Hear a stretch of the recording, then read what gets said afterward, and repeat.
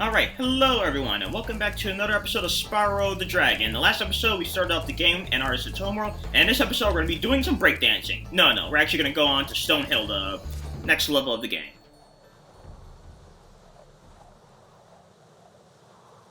And so when you transition to a new world, this game will save, it'll add up your gems to your grand total, so that way you can see how many total there are. And you can also manually control Spyro, like, input his movement a little bit. You can have him breathe fire and kind of change directions a bit. Obviously, it doesn't impact anything, but it's nice if, I guess, you have itchy fingers, I guess? I don't know.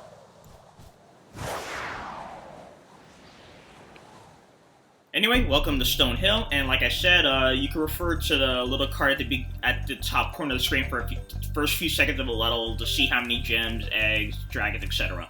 Anyway, first we have a new enemy called the Ram. What the Ram will do is it'll charge at you. Your Ram has priority over his, so if you both ram into each other, you're going to always come out on top. And so, let's see. What should I explain next? Okay, we're going to take care of this Ram.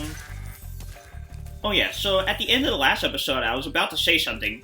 What I was going to say was, I've been thinking about getting Spyro the Dragon, the Reignited Trilogy on my Switch instead, because the thought of playing this game on the go just sounds so amazing, especially because, oh, by the way, you can jump down this well.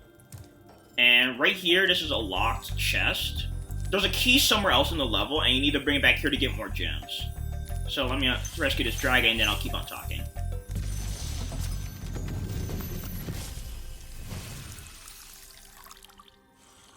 Watch the dragonfly, Spyro. His color indicates his power.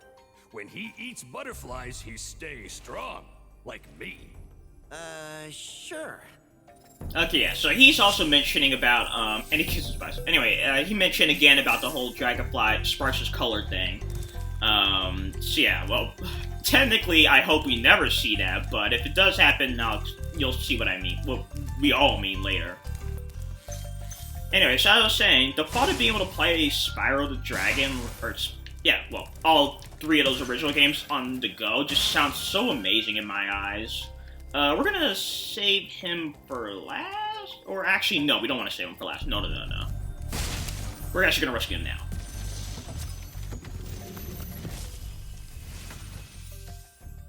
After you've freed all the dragons, pass through this fancy vortex thingamajigger. It'll take you back to the artisan home.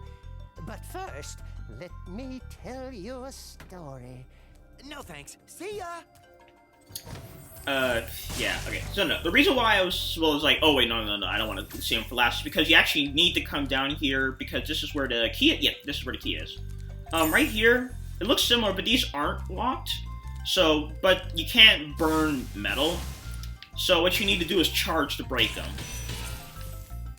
So yeah, like I was saying several times is, oh, by the way, you can't swim. You go in the water and you instantly die. I'm not gonna show that though, because I don't want to die. Because if you die, oh my god, the loading screen afterwards takes so long. It's like they just deloaded the entire area after you died. It's kind of ridiculous. But, anyway, let's go and take care of this locked chest. And, the reason why I also love the idea of being able to play Spyro on the go is because my first... my first Spyro game was Enter the Dragonfly, which, if you're familiar with the Spyro series, you probably cringed as soon as I said that, and, like, feel so sorry for me. But, I like the game, actually, but to be fair, it's my first, so I guess I technically tasted dirt before I tasted gold, I guess? I don't know. Maybe we'll get to that game one day, but I don't have a way of recording my GameCube. Though I could record it on my... that's food for thought for another time. Anyway, the Spyro game that I really played a lot was, Spyro 2-year Season of Ice, I believe it is. It's whatever the second, GBA game is. The one where, Ripto's the final boss, so spoilers, I guess. But I really loved that game, and so I just kind of like have Spyro on the go is more normal to me, basically.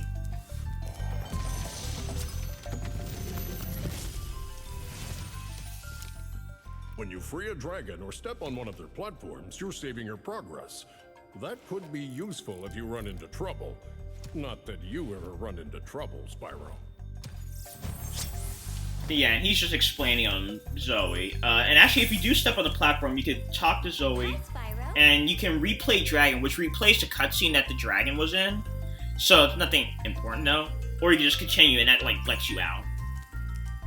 So yeah, if you really loved what that dragon said, you can, I guess, play their video again, if you so wish.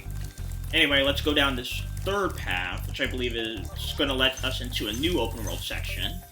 And there are more ramps here, so we need to be careful.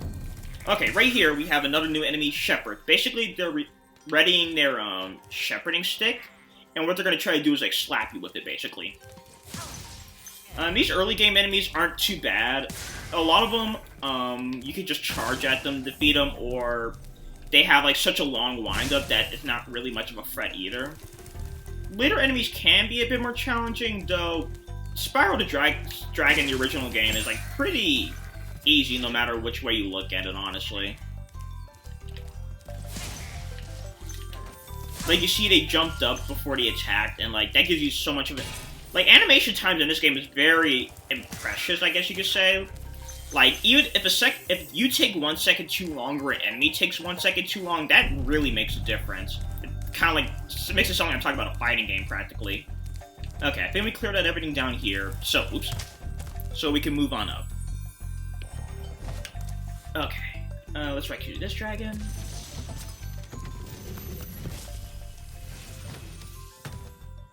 Spyro, my friend, how about a hint on gliding? You bet. For the longest glide, press the jump button at the top of your jump, and try pressing the action button to drop down mid-flight. Alright, that's all the dragons, but we're definitely nowhere near done yet. Well, okay, we're kind of near done, but still.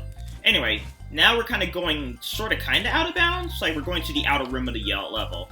If you see these barriers, that means you can't go beyond it. There's an invisible force field, and it's pretty cool. The gyms actually glow. It's like it's activating or something. Anyway, so let's see. Okay, next let's talk about the skill points. So the skill point for this level is there's a pink tulip that's right here. You burn it, and that's your skill point. Now, that enemy that laughed at us and ran away, right there, that's a thief. Thief is probably like the one consistent enemy that's been throughout like the entire series. But basically what thieves do is they stole stuff. And so, in this game, thieves have eggs on them, and you need to chase them back to get the eggs. And you want to do the ram because that will make you catch up with them. There's some different kinds of thieves, so like the same thing won't work every time, but basically what you want to do is get as close as possible to them. You can either charge them, or you can charge them and cut them off, or charge them, get close enough, and immediately press the fire button, so be best to press R2, and then burn them, and then you get your egg back. Eggs in this game don't, well, the only thing that they really count towards is like 100%, you know, it's like, oh, did you do this, did you do that? It's like, it's a little bit of an extra challenge, basically. They don't, but in terms of story, they don't, like, really mean much of anything, so it's not like you're gonna feel bad if you don't get them, I guess? It sounds kind of weird explaining it like that, but yeah. So, let's see. This level can be a bit harder to 100% on your first go, especially with this outer area, and it's hard to see past all these hills. You could be very liable to miss a lot. Like, you see, there's just like this one random gym sitting right there.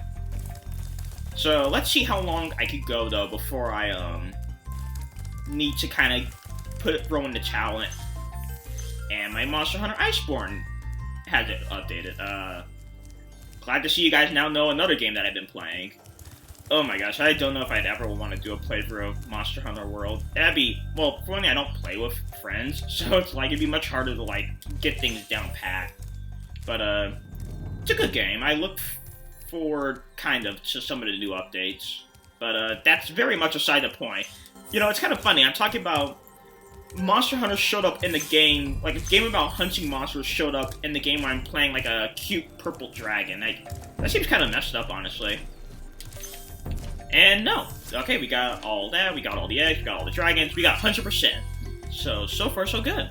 Which means we can get out. Oh wow, that was actually perfect timing. Actually, no, I did it on purpose. So let's go home, shall we?